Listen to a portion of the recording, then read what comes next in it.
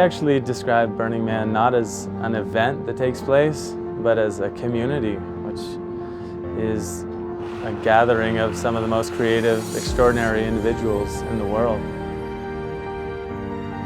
On the website it says it's an experiment in social living, and that's just what it is. It's not dictating what the social living is. It's letting us all find out how we can make this work together, to enjoy ourselves and enjoy one another. Like to find my community, to find my tribe, to find my people who I could just be at home with.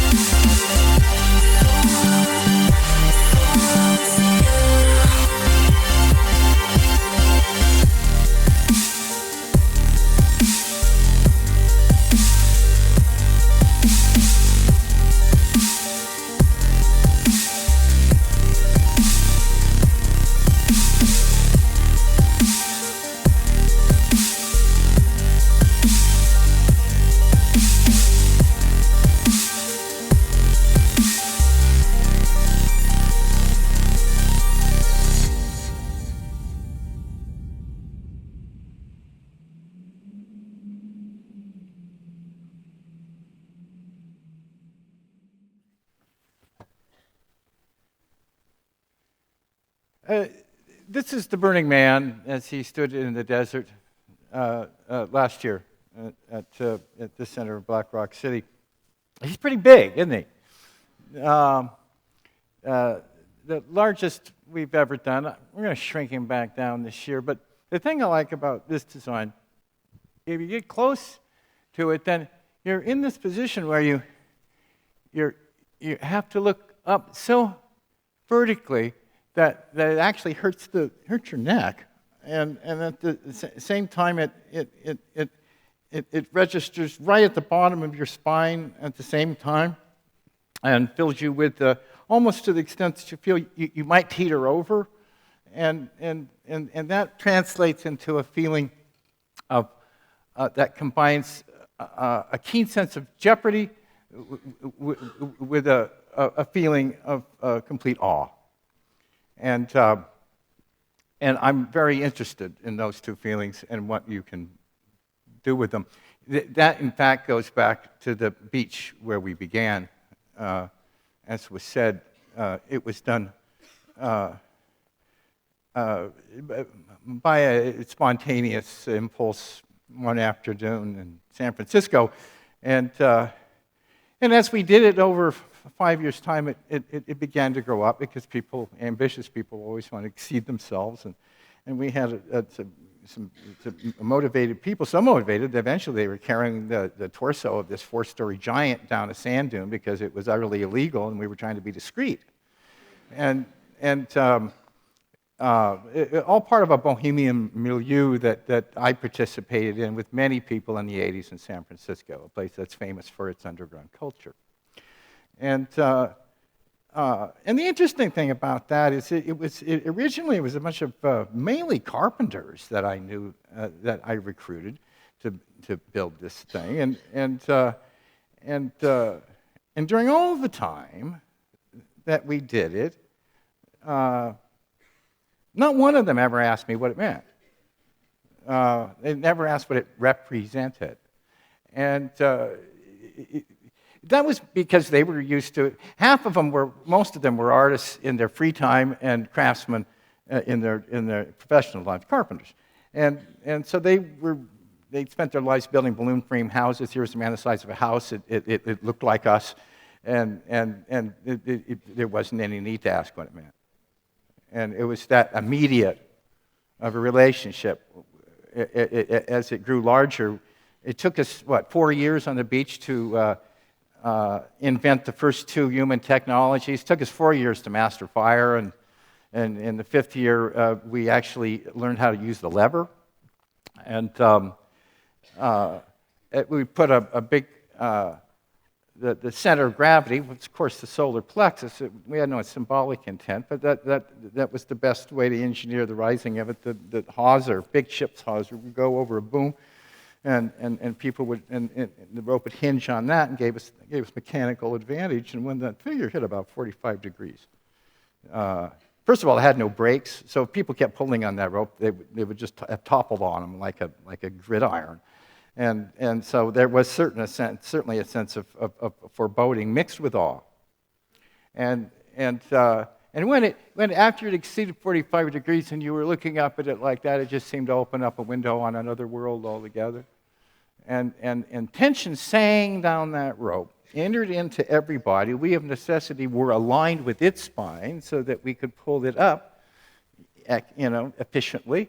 That tension then just entered into our bodies, and we were instinct and one with it. So of course they didn't have to ask me what it meant. It was us. So we carried that spirit to the desert. That was in 1990, and out there we had to relocate because the authorities finally tapped us on the shoulder. And we went to this place, a Pleistocene lake bed, one of the largest flat expanses of land, the largest in North America, and featureless, not a bump, not a bird, not a bush, nothing, more nothing than we had ever seen. And I was lured out there just by the tales of it. I thought, it sounds like an ocean. That's where we began, on the Pacific Ocean, with the ocean with the great expanse of the Pacific before us. And this sounded like an ocean. It sounded like an ocean you could walk on. And so we started as a little village. This is where something really interesting happened. Novelty is often claimed, especially in America, and where people think they're doing everything for the first time, for some reason. But I would claim an historical novelty, which is a rare thing for this. We're the first scene, the first boho scene, the first creative scene. The sorts of things that make landmarks and epics in the history of the West. For example, Athens was a scene, only lasted in the Golden Age for about 3 generations, and it could. And it was kind of a party, certainly in those baths that Socrates frequented. We know that, and they've been seen so long, and usually they have certain characteristics. They last for a fairly short time, but while they last, people collaborate, they cook, they emulate one another, they imitate one another. They absorb inspiration from one another. The Impressionists did the same thing. They painted literally over one another's shoulders.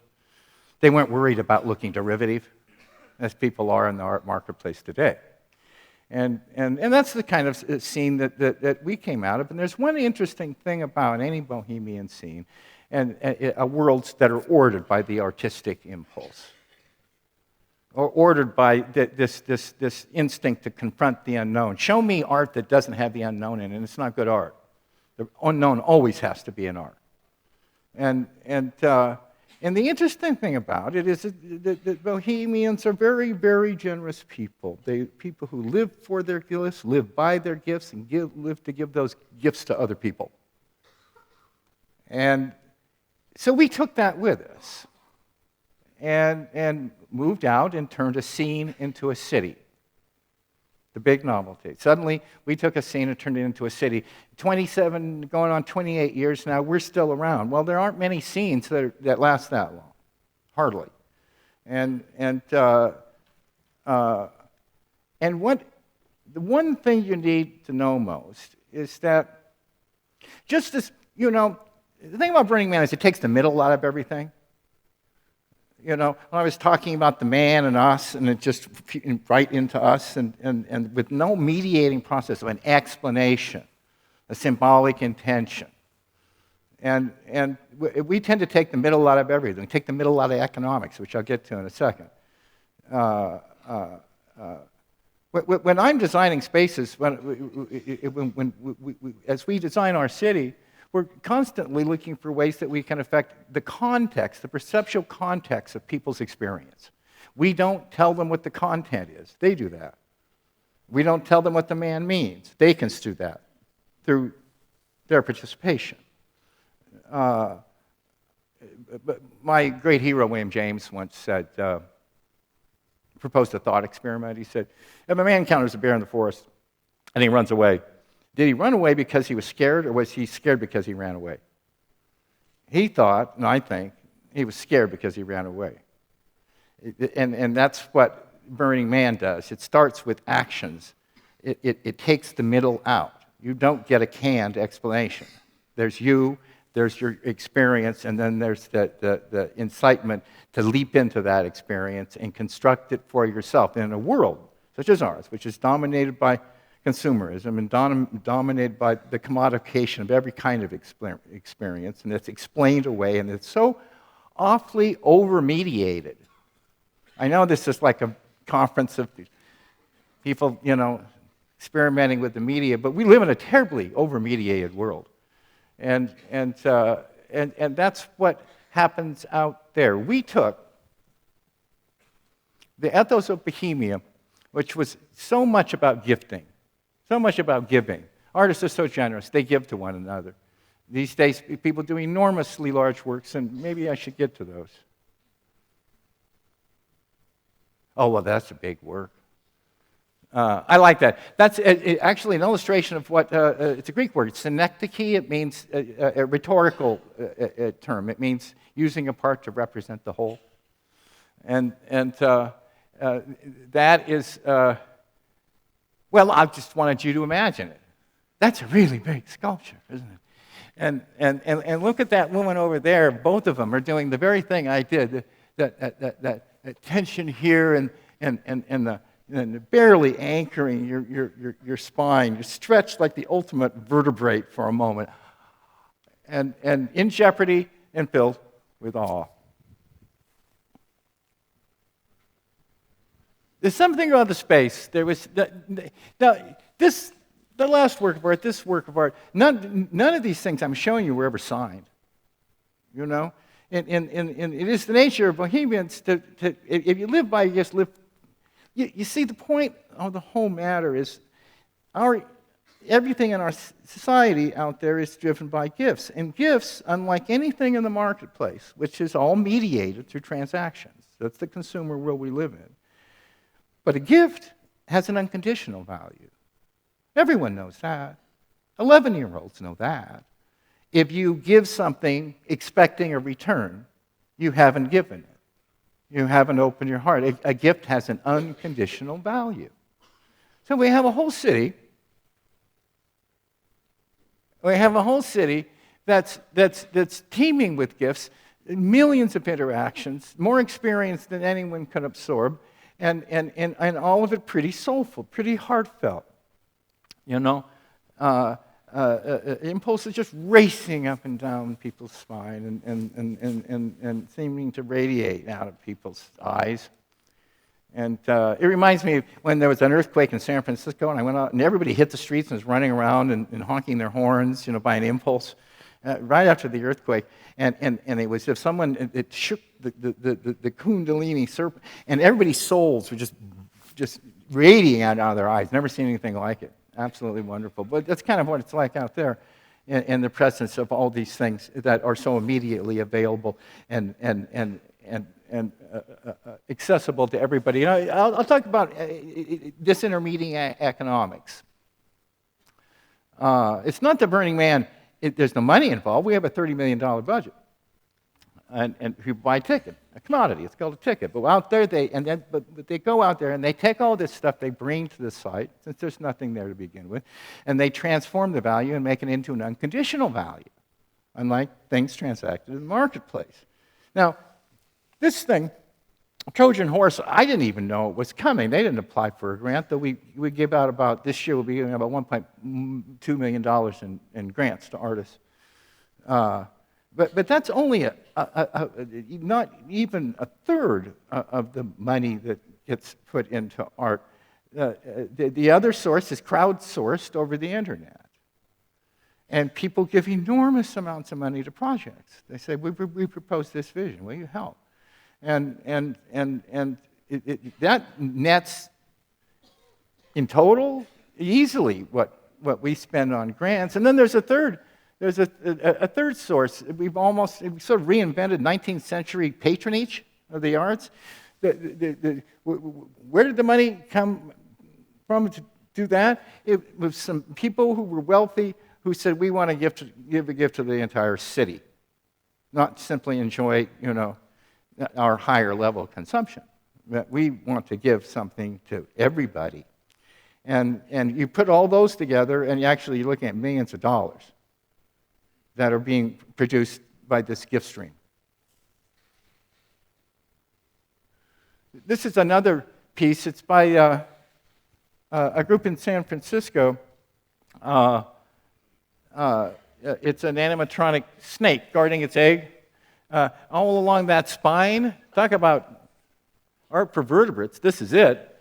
All those were connected to, those are poofers, and people were passing in and out, and under it is this giant head, craned about overhead, and they could touch the spine and create fire. We have made art interactive. We have made art that has a social purpose, that connects people, that requires people to collaborate and form community, to create it, to fund it, and isn't considered done until people actively engage in it and interact with it in the desert. That's a new standard for public art at the very least, and that's spread out from our event, and it's affected a lot of things worldwide. And this is a temple done by my good friend David Best. We have a temple. There's a great axis. I don't know if you noticed from the image, but it goes out from the center of our city to the man at the very center of the city. And then at its furthest extent in a temple that's devoted to remembering those who we've lost. And in David's versions of it, he's a very good friend of mine. He's made more temples than anyone, but now the community, just someone always comes forward and makes a proposal, and we'll have a wonderful one this year. At the very center of his temples, it's dedicated to suicides. And it's interesting. People, that's a huge jubilant celebration going on, and yet when people approach that temple, not because anyone said, shh, it's sacred. As they near it, suddenly they lower their voices. And by the time, and then people, how do they interact with it? They bring any kind of memorial, anything. They write, they cover it with a palimpsest of little graffitos. They festoon altars, and people go there to grieve, which isn't bad for a party. Here's another one.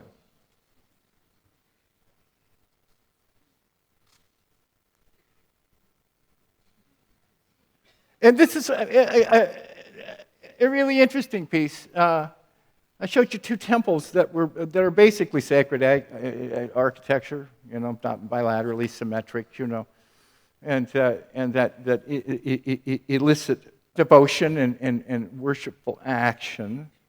But again, I don't care about what people believe. I care about their actions, and I care about what they do and what they most immediately feel.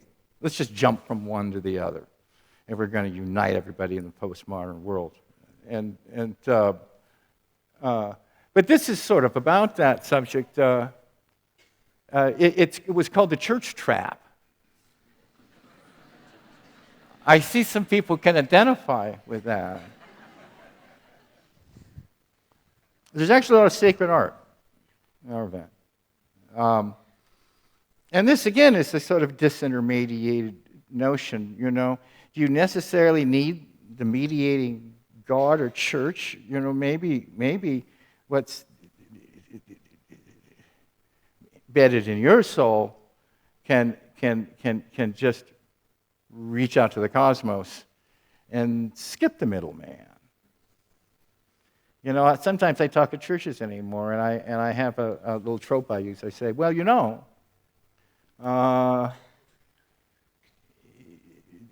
we could argue all day about a supreme being. In fact, if you know, we put a bunch of people together in a cage and went out and had a hoagie and came back, and there wouldn't be a tuft of hair or a piece of bone left. They'd tear each other apart. And but this is what I say to them, and I watch them when I say it, and because I'd love to look at the immediate experience of people, and I'd love to look at their bodies actually, and I don't care what they say they believe, and I'll say to them, but why can't we here? These are pretty lefty churches, I admit, but I say, why can't we here just agree that being is supreme? Kind of a Buddhist sentiment, really. That being is supreme. And I can see it in their shoulders. They go, oh, as if they were just immensely relieved. A burden had been taken away from them. And so that's how a party with Mardi Gras proportions can become a deeply spiritual place. That's what this art was about. And it's a lovely thing. There was an organ. You see the organ in the center at the bottom? And there were pews, and people could go in there, into the church trap, you know, and the sheet music then spooled out like a sort of song of the soul, and crept out through the battened boards and escaped its container. Isn't that a lovely, hopeful metaphor? I came here not just to come to this conference, but to visit. The burners have founded communities on 5 continents. They went off and they just didn't want to stop being the way they were there, and they realized that, especially the farther you get from the source in San Francisco, they thought, well, it's just up to us. We're going to be radically self-reliant. That's one of our principles. And while I was here, I visited and will go to a town hall meeting they're having later today of burners here in Cape Town. And by the way, I like Cape Town because it reminds me of San Francisco. A lot of creative people here.